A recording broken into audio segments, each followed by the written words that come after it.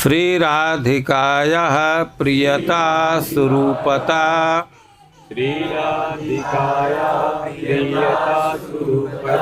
सुशीलता नर्तन गान चातुरी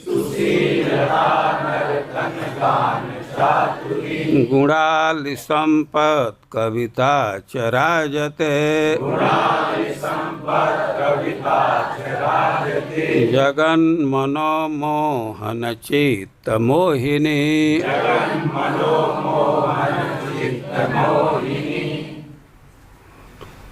माइक का आवाज बढ़े, थोड़ा और बढ़ाना चाहिए ना। श्रीराधिकायाः प्रियता स्वरूपता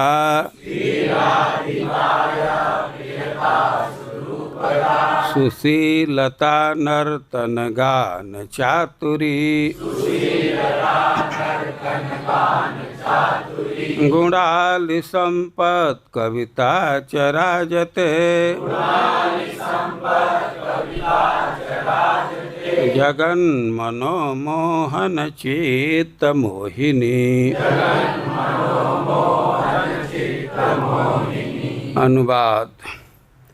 मादा तोता ने कहा, श्रीमती राधा रानी का स्नेह, उनका अनुपम सौंदर्य तथा उत्तम आचरण, उनका कलापूर्ण नृत्य तथा गायन और उनकी कविता सबके सब इतने आकर्षक हैं कि वे उन कृष्ण के मन को भी आकृष्ट कर लेते हैं जो ब्रह्मांड के हर व्यक्ति के मन को आकर्षित करने वाले हैं। तात्पर्य, यह श्लोक गोविंद लीलामृत 13:30 में पाया जाता है। जगत गुरु श्रील प्रभुपाद की। हम लोग सारिका के वचन पर विचार कर रहे हैं। चैतन्य महाप्रभु के बाह पर बैठ करके सुख सारिका प्रिया प्रियतम का गुणगान कर रहे हैं। सुख कृष्ण के विषय में कहा कि उनका सौंदर्य किसी भी युवती स्त्री के धैर्य को दलित कर देता है। सारिका कह रही है कि बात ठीक है, सारे जगत को मोहित करने वाले हैं, लेकिन राधा रानी का स्वरूपता, सुंदर रूप उनके मन को भी आकृष्ट कर लेता है। और राधा रानी का रूप बहुत सुंदर है।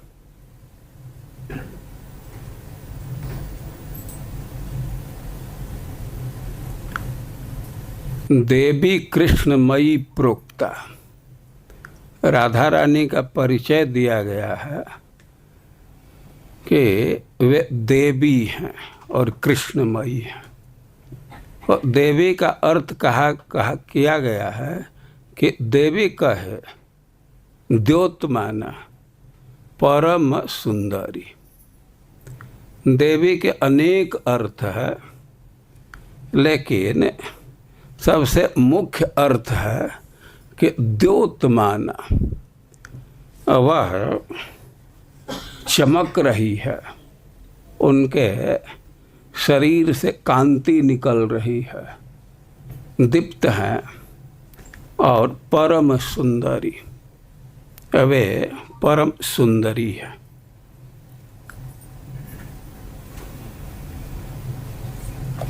राधा सुधा निधि में एक श्लोक आता है और उसमें कह रहे हैं कि श्री राधिका स्फुरतु में हृदय केल सिंधु, हे क्रीड़ा की सिंधु।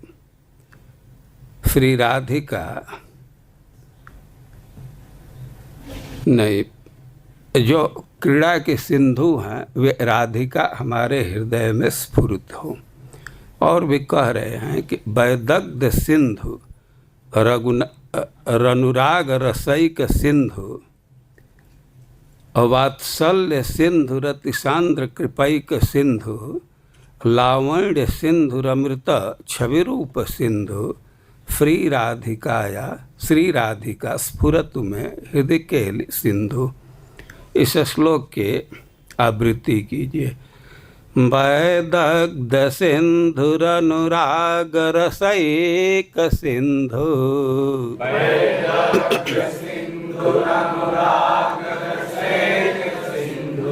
वात्सल्य सिंधु रतिसान्द्र कृपैक सिंधु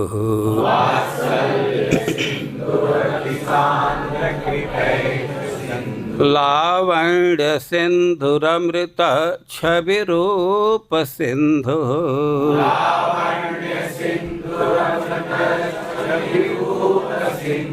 श्री राधिका स्फुरतु में हृदय के सिंधु।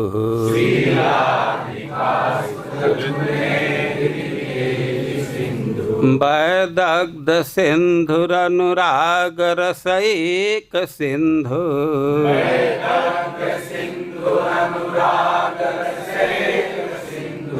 वात्सल्य सिंधु रतिसान्द्र कृपैक सिंधु।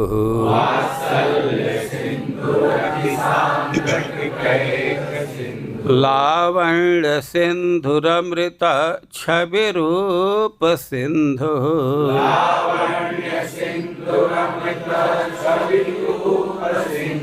श्री राधिका स्फुरतु में हृदय के सिंधु।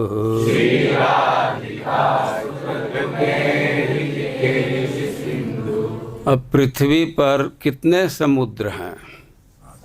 7 समुद्र है। और राधा रानी कितनी समुद्र है इस श्लोक में गिनती कीजिए। 7 इसमें भी है। तो अब पृथ्वी जैसा वो भी 7 समुद्र धारण किया। वो क्या क्या 7 है? वैदग्ध सिंधु, वे बहुत दक्ष हैं, दक्षता के समुद्र हैं। और अनुराग रसैक सिंधु, अनुराग के प्रेम के तो सबसे प्रमुख सिंधु है। वात्सल्य सिंधु, अपने सेवकों पर अतिशय करुणा रखती हैं, इसलिए उनको वात्सल्य सिंधु कहा गया। और अति सांद्र कृपाई के सिंधु, कृपा के सिंधु हैं। केवल इतना नहीं कह रहे हैं, सांद्र कृपाई के सिंधु, गाढ़ कृपा के सिंधु, इतना भी नहीं कह रहे हैं, अति सांद्र, अतिशय प्रगाढ़ कृपा के समुद्र हैं। लावण्य सिंधु, लावण्य के सिंधु हैं। और अमृत छवि रूप सिंधु, अमृत छवि और रूप के सिंधु हैं। कितना हुआ? और एक कौन रह गया? केली सिंधु, क्रीड़ा के समुद्र है। अभी तो देवी कृष्णमयी प्रोक्ता, देवी कहे द्योतमाना। देवी का अर्थ है जो अतिशय प्रकाशित है, आभा से युक्त है। लेकिन फिर अर्थ करेंगे क्रीड़ा र बसती। देवी का मतलब हुआ कि वो क्रीड़ा का नगर ही है। क्रीड़ा र बसती, बसती मतलब नगर। बड़े बड़े नगर हैं और जिस खेल के लिए सामग्री चाहिए सब मिल जाता है। वैसे ही कृष्ण को जो क्रीड़ा करना हो राधा रानी के साथ कर सकते हैं। और क्रीड़ा की बसती है, उसे कह रहे हैं कि क्रीड़ा के सिंधु है। तो वे राधा रानी हमारे हृदय में स्फुरित हों, यह प्रार्थना है। लेकिन आज हम लोगों को और सिंधु से नहीं मतलब है, दो सिंधु पर विचार करेंगे। लावण्य सिंधु रमृत छवि रूप सिंधु, वे लावण्य के सिंधु हैं और अमृत छवि के सिंधु हैं, अमृत रूप के सिंधु हैं। तीन शब्द आ रहा है, लावण्य, छवि और रूप। सब है, तीनों का अर्थ एक ही है, लेकिन जो अंतर करना चाहे, तीन शब्द दे दिया गया है तो अंतर करना है। तो लावण्यम दृग मनोरोचक सौंदर्यम, लावण्य का अर्थ होगा जो आँख और मन को बहुत पसंद पड़े, वह सौंदर्य जो आँख और मन को बहुत पसंद पड़े, बहुत रोचक हो, उसको लावण्य कहेंगे। और छवि मतलब प्रभा, कांति, प्रभा प्रकाश। और प्रकाश का भी दो भेद है, एक अंगजा और एक आभूषणजा। कुछ प्रकाश तो राधा रानी के अंग से ही निकलता है, और वे जो आभूषण धारण करते हैं उससे भी प्रकाश निकलता है। और रूपम अंगाकृति सौष्ठवम, रूप का अर्थ है कि एक एक अंग का बनावट बहुत सुंदर है। और अमृत छवि रूप सिंधु, उनका छवि और रूप अमृत है, मतलब उसमें ह्रास नहीं होता है, डेटोरिएशन नहीं है।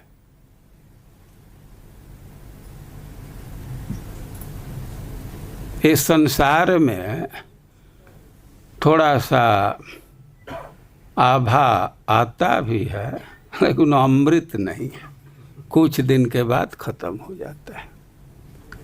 लेकिन राधा रानी के विषय में कह रहे हैं कि अमृत छवि रूप सिंधु, उनका आभा कभी कम नहीं होता है, उनके अंग में कोई विकृति नहीं आती है।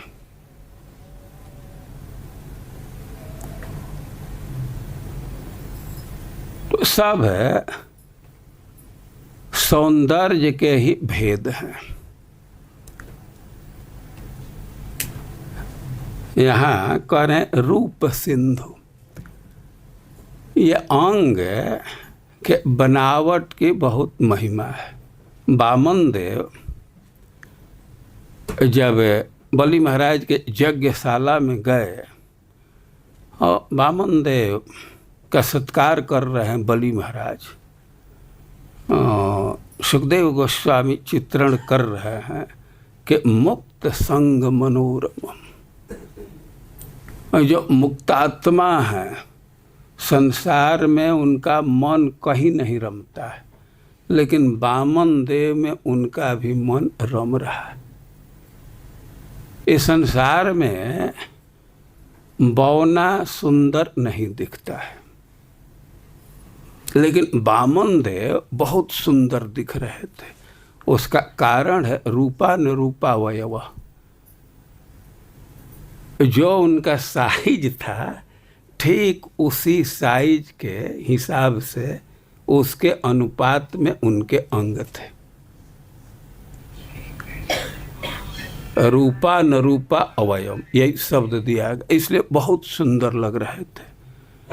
और राधा रानी के एक एक अंग की आकृति सुष्टु है, सुंदर है और आभा से युक्त है। और लावण्य सिंधु, वे लावण्य के सिंधु है। लावण्य वह परिभाषित कर रहे हैं कि जो नेत्र और मन को बहुत पसंद पड़े। लावण्य को विभिन्न प्रकार से परिभाषित किया गया। जैसे कल हम लोग पढ़ रहे थे कृष्ण के सौंदर्य के विषय में, तो लावण्य वन्या और लावण्य के नदी के उत्कृष्ट जल में राधा रानी का छवि प्रतिबिंबित हो रहा था। और लावण्य शरीर में जो पानी है, तरलता है, उसको कहा गया।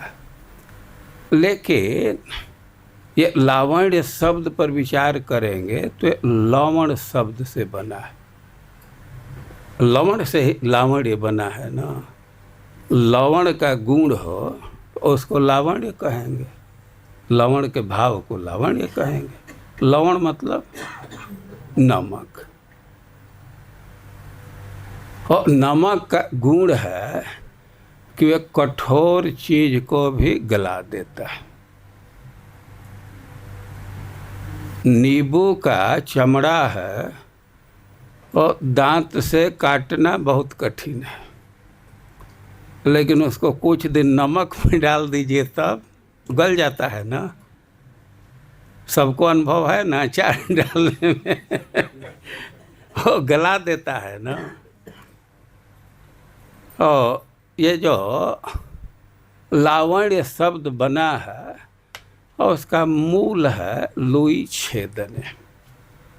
एक लुई धातु है, छेदन करने के अर्थ में होता है। और लावण्य का अर्थ है कि जो चित्त को पराभूत कर दे, जिसको देखने से व्यक्ति का चित्त पराभूत हो जाए, वह लट्टू हो जाए, और उसको लावण्य कहते हैं। लावण्य को खूब अच्छा से आप समझ जाएंगे। ब्रज में एक साखी प्रचलित है, सखी रे नयन कटार के विक्रम देख अनूप। कोई सखी कह रही है अपने सखी को संबोधित करके किसी नायिका के विषय में कि सखी रे नयन कटार के विक्रम देख अनूप। है कि जो नायिका का आँख है तो कटार है, कटार मतलब छुरी, नाइफ, और उसका अद्भुत प्रभाव है। नयन कटार के विक्रम देख अनूप। भाई क्या अद्भुत है कि आंजत अंगुली ना कटे, देखत कटे कलेज। वो अपने अंगुली से तो काजल लगाती है, अंगुली पर खरोच भी नहीं आता है, लेकिन उसको कोई देख ले तो उसका करेजा कट जाता है। यह है लावण्य। समझ में आ रहा है ना। जो चित्त को पराभूत कर दे और उस सौंदर्य को लावण्य कहते हैं। तो राधा रानी के विषय में कह रहे हैं कि लावण्य सिंधु, वे लावण्य के समुद्र हैं। उनके शरीर में ऐसी तरलता है, ऐसा पानी है कि उसको कृष्ण देख करके अपना शुद्ध बुद्ध खो देते हैं। और लावण्य है, आभा है, और रूप के अनुरूप अवयव हैं। एक एक अंग बहुत सुंदर है, ऐसे राधा रानी है। और राधा रानी के सौंदर्य के विषय में कहा गया है कि सखियाँ उनको आभूषण पहनाती हैं उनके सौंदर्य को ढकने के लिए। देखिए, तीन स्थिति है। इस संसार में लोग आभूषण धारण करते हैं अपने सौंदर्य में निखार लाने के लिए गर्दन में हार पहनेंगे, लर पहनेंगे, थोड़ा अच्छा लगने लगता है। कान में आभूषण रखते हैं, कान थोड़ा अच्छा लगने लगता है। तो संसार की यह स्थिति है कि अंग के सौंदर्य के लिए आभूषण धारण करते हैं। लेकिन कृष्ण की क्या स्थिति है कि उनके अंग के चलते आभूषण का सौंदर्य बढ़ जाता है। उनके अंग इतने सुंदर हैं कि उस पर कोई आभूषण डालिए तो आभूषण का सौंदर्य बढ़ जाता है। भूषण भूषणांगम, उनके अंग भूषण के भूषण है। और राधा रानी तो कृष्ण से भी अधिक सौंदर्य युक्त है, और उनको आभूषण की जरूरत है कि नहीं है? नहीं। तो अब ये फालतू का दान देते हैं। राधा रानी को जो आभूषण पहनाते हैं या देते हैं, उनको बेवकूफ़ हैं। आप गौड़ीय ग्रंथों का अनुशीलन करेंगे, विलाप, कुसुमांजलि और ग्रंथों का, और मुख्य प्रार्थना यही है कि राधा रानी के श्रृंगार करने का अवसर मिल जाए। और श्रृंगार सखियां रच रच करके करती हैं, लेकिन किस लिए करती हैं कि राधा रानी के अंग के सौंदर्य को ढकने के लिए। वो अपने ओरिजिनल रूप में न दिख जाए, उसको थोड़ा डाइल्यूट कर दिया जाए, इसके लिए वे आभूषण धारण कराती है। भाई इसका क्या फिलॉसफी है? और कृष्ण उस अंग का आस्वादन कर सके, देख सके, उसको निरावरण छोड़ दिया जाए तो कृष्ण तो मूर्छित हो जाएंगे, देख ही नहीं पाएंगे। तो ऐसा कहा गया है कि छवि के छिपाई बेको, रस के बढ़ाई बेको, अंग अंग भूषण बनाए हैं बनाई के।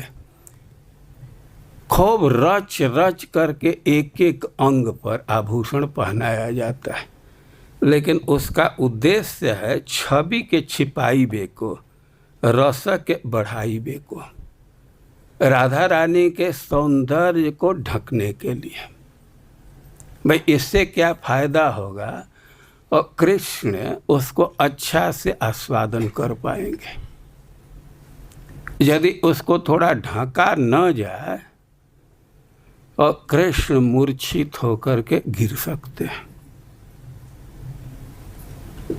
कोई कहेगा कि ऐसा भी होता है क्या? हाँ, ऐसा होता है, ऐसा होता है। देखिए, राधा सुधा निधि का श्लोक है, तो उसमें वर्णन किया गया है कि तम राधिका परिचरामि कदा रसेन। इसमें स्पृहा है कि उस राधा रानी का मैं रस पूर्वक कब सेवा करूंगी। भाई किस राधा रानी का? तो वेणु करा निपतित स्खलितम शिखंडम। वेणु हाथ से गिर गया, स्खलितम शिखंडम, मोरपंख भी लुढ़क गया, भ्रष्टम च पीत वसनम, उनका पीताम्बर भी गिर गया। ब्रजराज सुनो, कृष्ण का, ब्रजराज के पुत्र का बंसी हाथ से गिर गई, मोरपंख स्खलित हो गया, उनका पीताम्बर भी भूमि पर गिर गया। भाई ऐसा क्यों हुआ? जस्या कटाक्ष सरघात विमूर्छितस्य। राधा रानी अपनी तिरछी दृष्टि से कृष्ण के तरफ देखी तो बाण जैसा कार्य करता है। जस्या कटाक्ष सरपात, यहाँ तो घात पाठ है, कहीं कहीं पात। और राधा रानी केवल दृष्टि से देखती हैं और इसका कोई विशेषण नहीं दिया गया है, केवल दृष्टि उधर डाली। जैसा कटाक्ष पात, वो तिरछी दृष्टि देखने से ही विमूर्छितस्य, कृष्ण मूर्छित हो जाते हैं। और मूर्छितस्य नहीं, गाढ़ मूर्छा में चले जाते हैं। और उस राधा रानी का मैं रस पूर्वक कब सेवा करूंगी, ऐसी स्पृहा कर रहे हैं। और राधा रानी के दृष्टि से कृष्ण मूर्छित होकर के गिर जाते हैं। बंसी उनके हाथ से गिर जाती है, शिखंड मोरपंख गिर जाता है। तो यह स्थिति होती है। यहाँ तो तिरछी दृष्टि से देखने की बात आ रही है। कभी कभी देखा जाता है कि लावण्य का यह प्रभाव है कि केवल दृष्टि पड़ते ही व्यक्ति मूर्छित हो जाता है, अपना सुध बुध खो जाता है। आप लोग रुक्मिणी जी की कथा सुनते हैं। विवाह के एक दिन पहले वे गौरी पूजा के लिए गई। सखियों के साथ घेर करके वे जा रहे थे और इधर से गई तो वे घूंघट करके गई। उनका हाथ केवल दिख रहा था, अंगूठी पहनी थी और वे चल रहे थे। तो नूपुर सिंजते न, उनके नूपुर के आवाज से ही कई एक लोग मोहित हो गए। जब वे गौरी जी की पूजा करने लगी और उनके बाएं आंख फड़कने लगे, जांग फड़कने लगे, बाँ फड़कने लगे, तब उनकी चिंता कम हुई। जाते समय तो बहुत चिंतित थी कि अब तो केवल एक दिन बाकी है, अब तक ब्राह्मण लौटे नहीं, क्या होगा, बहुत चिंतित थी। लेकिन गौरी जी की पूजा करने लगी तो उनके 3-3 अंग फड़कने लगे। देखिए, ऐसा सिद्धांत माना जाता है कि एक अंग फड़के तो उसका कोई निश्चित रूप से प्रभाव आएगा या नहीं कहा जा सकता। अभी आंख फड़कने लगता है, बाँह फड़कने लगता है, लेकिन 3-3 अंग एक साथ फड़कने लगे तब एक तरह से यह निश्चित हो जाता है कि शुभ या अशुभ होने वाला है। और रुक्मिणी जी के बाएं अंग फड़कने लगे, कई एक अंग एक साथ फड़कने लगे, तब उनके मन में विश्वास हो गया कि गौरी जी प्रसन्न है, हमारा मंगल होगा। और उसी समय ब्राह्मण दिख गए। अब ब्राह्मण दिख गए और ब्राह्मण बड़े प्रसन्न थे, तो उनके आकृति से तो रुक्मिणी जी समझ गई।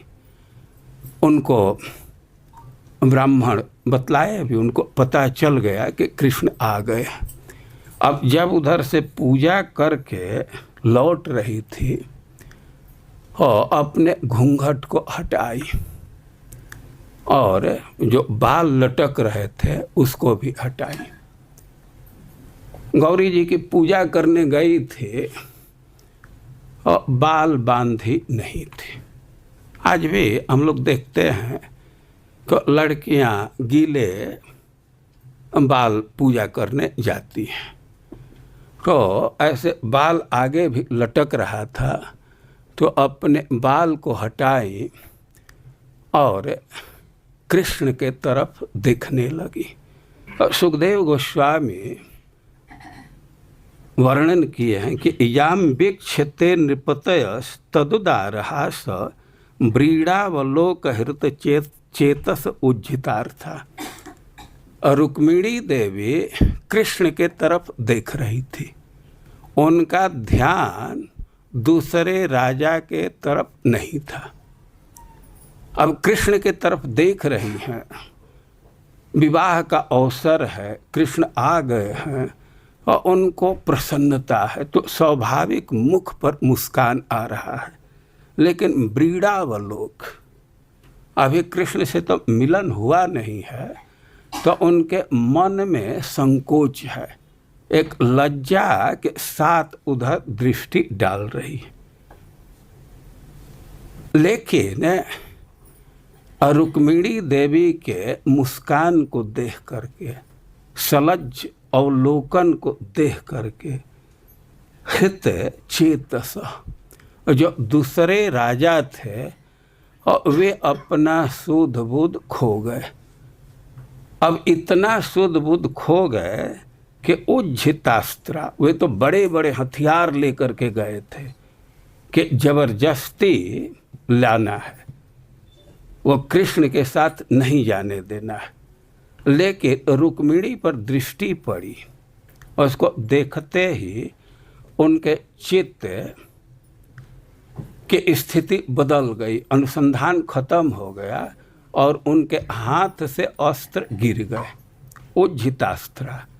और केवल हथियार ही नहीं गिरे, वे इतना सुध बुध खो गए कि पेतु छितऊ, और वे खुद भी भूमि पर गिर गए। कहाँ से गिर गए? गजरथाश्वगता विमूढ़ा, एकदम अपना होश हवास खो गए। और कोई हाथी पर था, हाथी से भूमि पर गिर गया। कोई रथ पर था, रथ से भूमि पर गिर गया। कोई घोड़े पर था, घोड़ा से भूमि पर गिर गया। और यात्रा छलेन हरे अर्पयंतिम स्वशोभाम, और रुक्मिणी जी तो यात्रा के बहाने अपने शोभा को, अपने प्रियतम को अर्पित कर रही थी। वे बाल को हटा करके एक बार अपना रूप कृष्ण को दिखाना चाहती है और उनका ध्यान पूरा पूरा कृष्ण के तरफ है। लेकिन उनका लावण्य ऐसा है, सौंदर्य ऐसा है कि उसको देख करके सब राजा, जो उपस्थित राजा थे, वे लोग अपना सुध-बुध खो गए और अपने वाहन से नीचे गिर गए, भूमि पर गिर गए। स्पष्ट शब्द है, पेतु छितऊ, भूमि पर गिर गए। और थे कहाँ? गज रथ अश्वगता, कोई रथ पर था और कोई हाथी पर था और कोई घोड़े पर था। तो सौंदर्य का ऐसा प्रभाव होता है।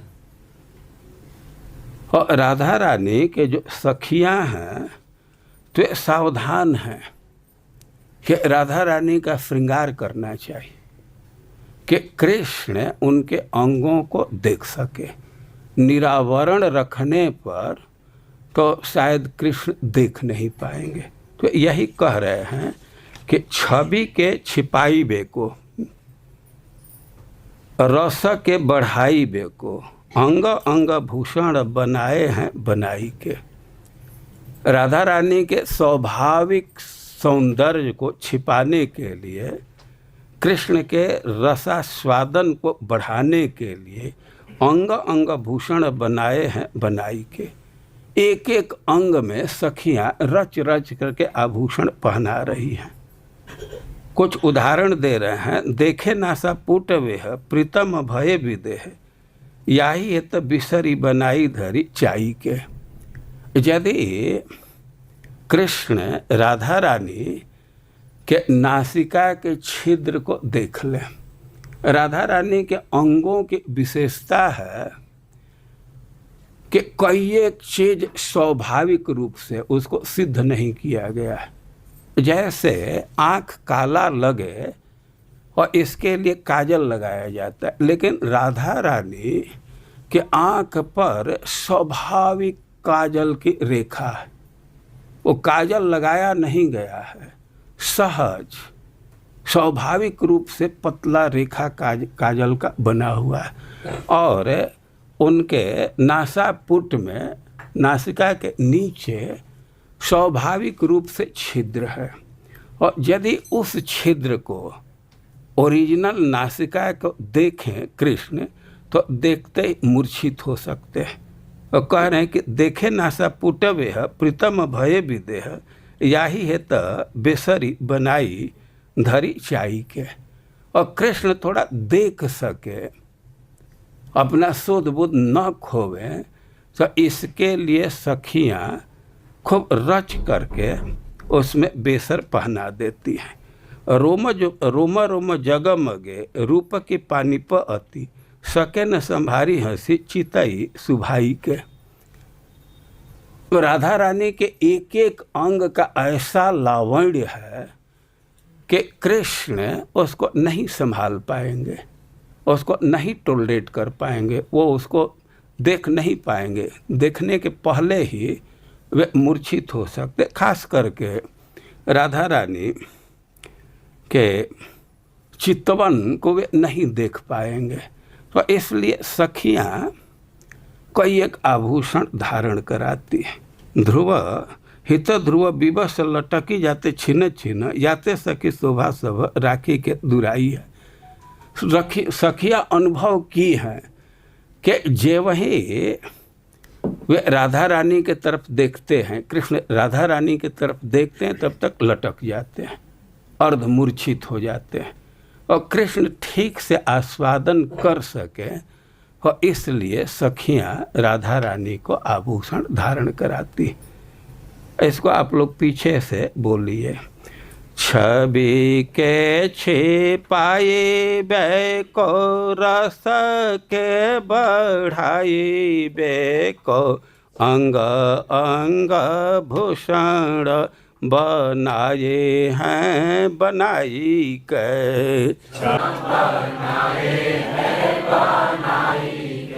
छवि के छिपाए बे को रस के बढ़ाई बे को, अंग अंग भूषण बनाए हैं बनाई के। छवि के छिपाई बे को रस के बढ़ाई बे को, अंग अंग भूषण बनाए हैं बनाई के। देखे ना सपुटवे प्रीतम भये विदेह, याही है तबेसरी बनाई धरी चाई के। देखे ना सपुटवे प्रीतम भये विदेह, याही है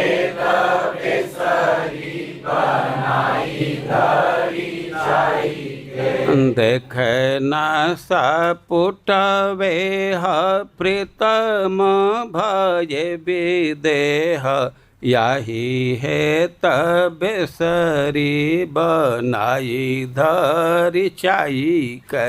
देखे ना सपुटवे प्रीतम भये विदेह, याही है तबेसरी बनाई धरी चाई के। रोम रोम जगमग रूप के पानी पति, सकै न सम्हारी हंसी चितई सुभाई के। रोम रोम जगमग रूप के पानी पति, सकै न सम्हारी हंसी चितई सुभाई के। रोम रोम जगमग रूप के पानी पति, सके न सम्हारी हंसी चितई सुभाई के। रोम रोम जगमग रूप के पानी पति, सके न सम्हारी हंसी चितई सुभाई के। हित ध्रुव विवश लटकी जात छिन छिन, जाते सखी सभा सब राखी है दुराई के। हित ध्रुव विवसा लटकी जात छिन छिन, जाते सखी शोभा सब राखी है दुराई के। हित ध्रुव विवस लटकी जात छिन छिन, जाते सखी शोभा सब राखी है दुराई के। हित ध्रुव विवस लटकी जात छिन छिन, जाते सखी शोभा सब राखी है दुराई के। साथ में सब लोग बोलिए। छवि के छिपाई बे को, साथ में बोलना है, आगे नहीं बोलना है। साथ में बोलना है, आगे नहीं। छवि के छिपाई बे को, रस के बढ़ाई बे को, अंग अंग भूषण बनाए हैं बनाई के। देखे नासा पुटवे प्रीतम भये विदेह, यही है तब सरी बनाई धरी छाई के। रोम रोम जगमगे रूप की पानी पराती, सके न समारी हसी शीतई सुभाई के। हित ध्रुव विवस लटकी जात छिन छिन, जाते सखी शोभा सब राखी है दुराई के। राधा रानी के विषय में कह रहे हैं कि देवी कहे द्योतमाना, परम सुंदरी। उनमें आभा बहुत अधिक है और एक एक अंग बहुत सुंदर है। लेकिन केवल सुंदर ही नहीं है, राधा रानी के एक एक अंग बहुत सुकुमार है। उनका रूप बहुत सुकुमार है। और राधा रानी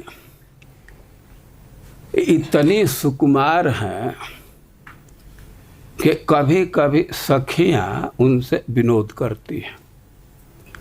उनके आँख पर कपड़ा बांध दी और उनके पैर में आलता लगाती है, कूंची से आलता लगाती हैं। तो एक पैर में तो आलता में डाल करके कूंची घुमाई और एक पैर में बिना आलता डाले ही ऐसे कूंची घुमा देती है और उनसे पूछती हैं कि बतलाओ किस पैर में आलता है और किस पैर में नहीं है। तो वजन के आधार पर राधा रानी बतला देती है। समझ रहे हैं? एक में तो आलता लगा करके कूंची घुमाई और एक में ऐसे सादा और आंख बंधा हुआ है और पूछती हैं कि बतलाओ किस पैर में आलता लगा। तो वे वजन से कैलकुलेट करके बतला देती है, इतनी सुकुमारी है। और यहाँ कह रहे हैं कि कृष्ण भी समझते हैं और कृष्ण की इच्छा तो होती है कि खूब देर तक देखें, लेकिन जी भर करके नहीं देख पाते। उसका कारण है कि उनके मन में भय है कि हमारे दृष्टि का वजन कहीं राधा रानी को डिस्टर्ब न करे। भाई वो दृष्टि का संयोग होता है ना। वेदांत का तो यही सिद्धांत है ना, व्याप्नुते घटम। वो इंद्रियों का संपर्क होता है। किसी को देख रहे हैं तो दृष्टि का संपर्क हो रहा है, तो हमारे दृष्टि के भार से उनको कुछ अटपटाह न लगे, और इसलिए वे जी भर करके नहीं देख पाते। राधा रानी ऐसी सुकुमारी है, और कह रहे हैं कि डिठी हूँ को भार जानी, देखा तन डिठ भरी, ऐसी सुकुमारी नैन प्राण हूँ ते प्यारी है। और जी भर करके नहीं देखते हैं, दृष्टि को हटा लेते हैं कि कहीं इसके भार से उनको कठिनाई न हो। ऐसी सुकुमारी नैन प्राण हूँ ते प्यारी, ऐसी सुकुमारी हैं और कृष्ण को नैन और प्राण से भी अधिक प्यारी है। माधुरी सहज कछु कहत न बनी आवे, नैके हुए के चितवत चकित बिहारी हैं। अब रचनाकार कह रहे हैं कि राधा रानी का माधुर्य, उनका सौंदर्य तो बिल्कुल स्वाभाविक है, लेकिन वे कैसा है उसका कुछ वर्णन नहीं किया जा सकता। उस सौंदर्य के विषय में कुछ कहना चाहे तो संभव नहीं है, लेकिन उसका प्रभाव स्पष्ट दिख जाता है। नेको ही के चितवत चकित बिहारी हैं। कृष्ण थोड़ी भी उस पर दृष्टि डालते हैं तो आश्चर्यचकित हो जाते हैं। और रूप कैसा उसका वर्णन हम नहीं कर पाएंगे, उसके प्रभाव जरूर दिख जाता है कि थोड़ा ही देखते ही कृष्ण आश्चर्य में पड़ जाते हैं। और कौन भांति मुख की अनूप कांति सरसाती, करत विचारत जाति न विचारी है। ये तो सामान्य रूप से सौंदर्य का वर्णन कर रहे हैं कि उसे मुख कितना सरस है, उस पर तो बुद्धि लगा करके विचार करने पर भी कुछ निर्णय नहीं आता है, कोई विचार नहीं बन पाता है। हाँ, इतना जरूर होता है कि मन पर रूप के भंवर माझ, कृष्ण के दृष्टि मुख पर जाती है तो थोड़ा सा वो प्रयास करते हैं, बुद्धि लगाते हैं कि थोड़ा समझा जाए कि मुख क्यों इतना सरस है, लेकिन कुछ विचार मन में नहीं आता है, लेकिन प्रभाव आ जाता है। मन पर रूप के भंवर माझ, अब उनका मन उसे रूप के भंवर में पड़ जाता है, निकल नहीं पाता है। आप लोग नदी में भंवर देखे होंगे तो उसमें कोई तिनका पड़ जाए तो भंवर में ही घूमता रहता है, निकल नहीं पाता है। सूखा घास पड़ जाए घूमता रहेगा। और कृष्ण तो थोड़ा मुख पर दृष्टि डाले और सोचे कि थोड़ा अध्ययन कर लें, स्टडी कर लें कि कैसे इतना सरस है, मधुर है, और कुछ शोध नहीं कर पाए, लेकिन अब मन उसी भंवर में पड़ गया।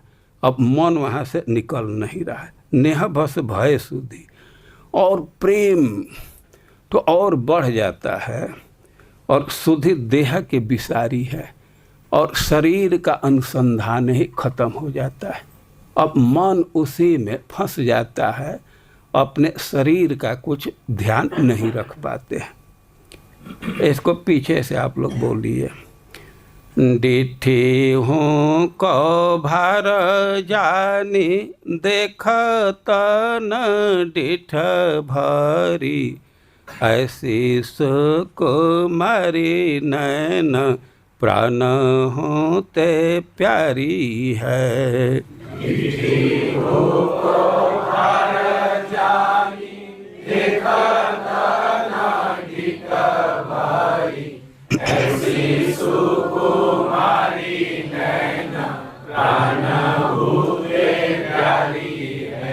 डिठी हूँ को भार जानी, देखत न डिठ भरी, ऐसी सुकुमारी नैन प्राण हूँ ते प्यारी है। डिठी हूँ को भार जानी, देखा तना दिखा भाई, ऐसी सुकुमारी नैना प्राण भूते प्यारी है। माधुरी सहज कछु कहत न बनी आवे, ने कहूँ के चितवत चकित बिहारी है। माधुरी सहज कछु कहत न बनी आवे, ने कहूँ के चितवत चकित बिहारी है। माधुरी सहज कछु कहत न बनी आवे, ने कहूँ के चितवत चकित बिहारी है। माधुरी सहज कछु कहत न बनी आवे, ने कहूँ के चितवत चकित बिहारी है। कौन भांति मुख के अनुप कांति सरसाती, करत विचारत जाति न बिचारी है। कौन भांति मुख की अनुप कांति सरसाती, विचारत जाति न बिचारी है।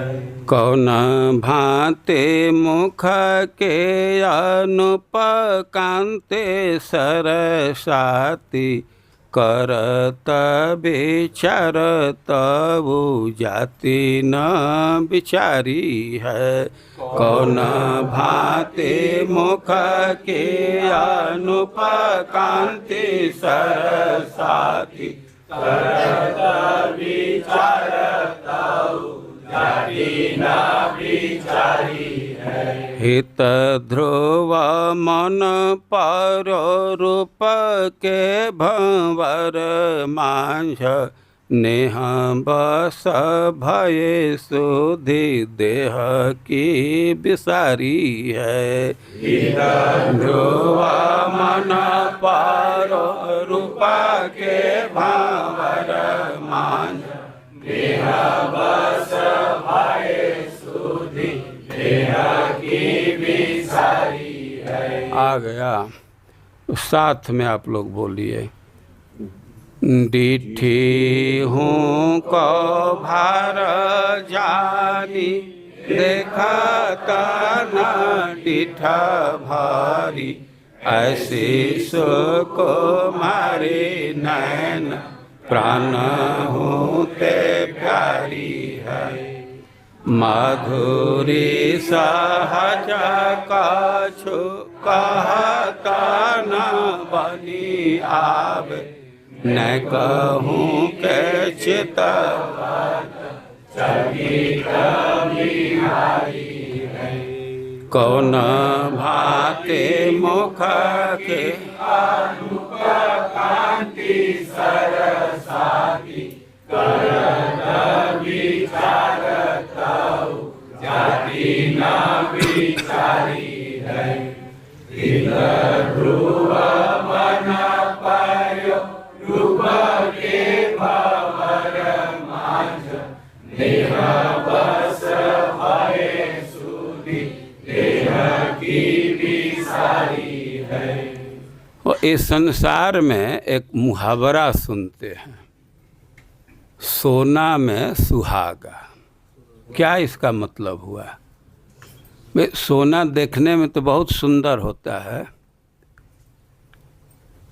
लेकिन उसमें गंध नहीं होता है ना। यदि सोना में गंध आ जाए तो बहुत अच्छा हो जाएगा। यहाँ मुहावरा है, लेकिन राधा रानी के साथ यह वास्तविकता है। राधा रानी का सौंदर्य स्वर्ण कमल के समान है। और उसमें गंध भी है, कमल का गंध भी है, और शरीर सोने जैसा और गंध कमल जैसा, दोनों एक साथ है और बहुत तीक्ष्ण गंध है। और राधा रानी का व्यक्तित्व कैसा है एक समवेत रूप से वर्णन कर रहे हैं। एक कवि हुए हैं तो राधा रानी का दर्शन कर रहे हैं, समाधि में दर्शन कर रहे हैं या प्रत्यक्ष दर्शन कर रहे हैं और उसका निरूपण कर रहे हैं। वे बरसाना में गह्वर वन में रह करके साधना करते थे।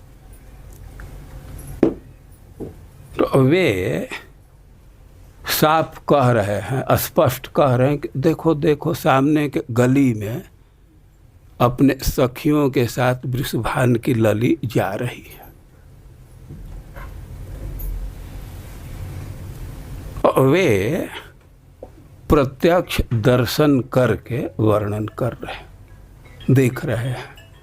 तो और क्या वर्णन कर रहे हैं कि आगे आगे आस पास फैलत विमल वास।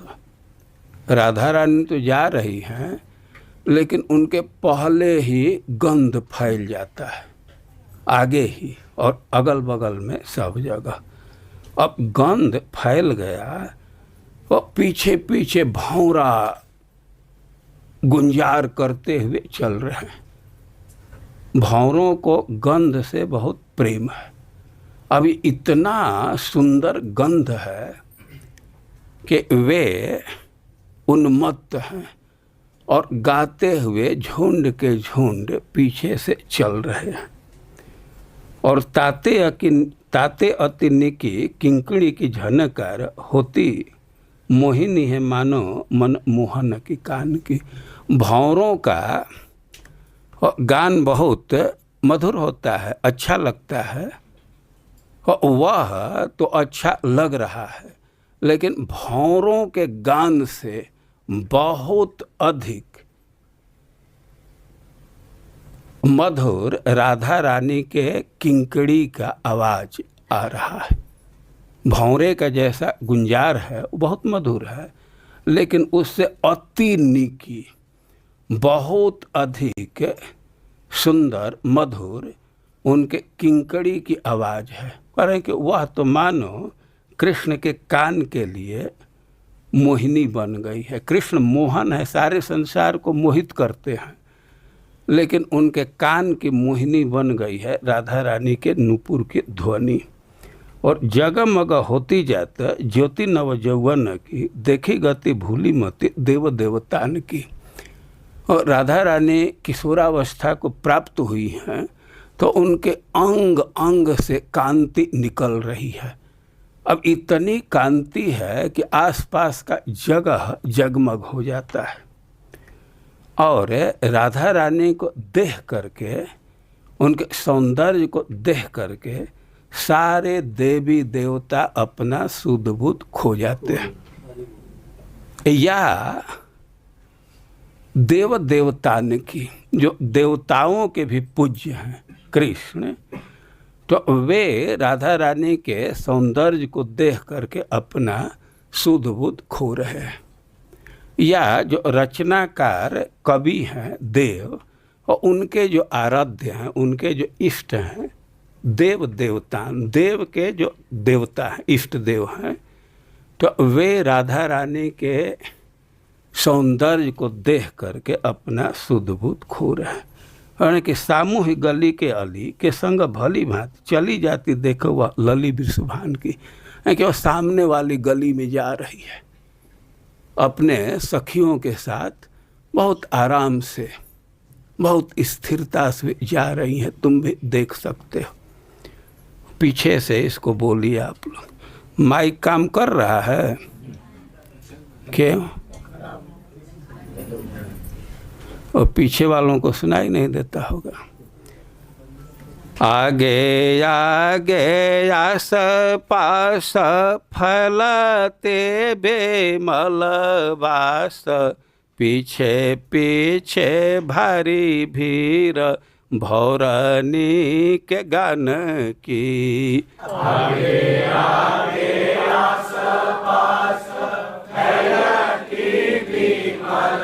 बास, पीछे पीछे भारी भीड़, भौरनी के गान की। जो बोल रहे हैं उसके अर्थ पर विचार करते हुए बोलिए। आगे आगे आस पास फैलते बेमल बास, पीछे पीछे भारी भीड़, भौरनी के गान की। आगे आगे आस पास फैलती बेमल बास, पीछे पीछे भारी भीड़, भौरनी के गान की। ताते याते निके किंकिड़ी की झनकार होती, मोहिनी है मनो मन, मोहन के कान की। ताते याते निके किंकिड़ी की झनकार होती,